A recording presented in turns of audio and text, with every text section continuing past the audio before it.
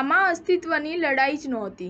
નાફેડમાં director બનનાર કુંડારિયાએ કહ્યું કે પાર્ટીએ બીજા કોઈને મેન્ડેટ આપ્યો હોત તો હું ચૂંટણી લડવાનો જ નહોતો। નાફેડમાં ગુજરાતની ડિરેક્ટરની એક બેઠકની ચૂંટણીમાં ભાજપ સાથે જ સંકળાયેલા મોહન કુંડારિયા સહિત 5 ઉમેદવારે ફોર્મ ભર્યા હતા। જોકે નાફેડમાં ઇફકોવાળી ન થાય અને ભાજપની આબરૂ બચી જાય તેવા પ્રયત્નો કરી સહકારી આગેવાનો અને પાર્ટી દ્વારા 4 ઉમેદવારો સાથે વાટાઘાટ કરી ફોર્મ પરત ખેંચી લેવા મનાવવામાં આવ્યા હતા। ચારેય ઉમેદવારે ફોર્મ પરત ખેંચી લેતા મોહન કુંડારિયા બિનહરીફ થયા છે। આજે રાજકોટ આવેલા મોહન કુંડારિયાએ મીડિયા સાથે વાત કરી હતી।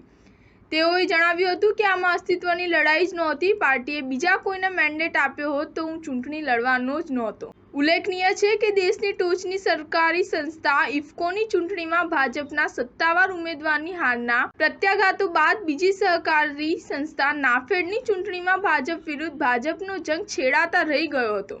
કારણ કે ઇફકોમાં મેન્ડેટથી વિવાદ થતાં નાફેડની ચૂંટણીમાં ભાજપ દ્વારા મેન્ડેટ જ આપવામાં આવ્યો નહોતો। મોહન કુંડારિયાએ વધુમાં જણાવ્યું હતું કે હું 38 વર્ષથી પાર્ટીનો સૈનિક છું। પાર્ટીના આદેશથી જ હું લડી રહ્યો છું। નાફેડની ગુજરાત બેઠકમાં કુલ 5 ઉમેદવારોએ ફોર્મ ભર્યા છે। અમે બધા જ ભાજપના આગેવાનો છીએ। સ્ટાર ન્યૂઝ 7 હંમેશા સચ્ચાઈની સાથે।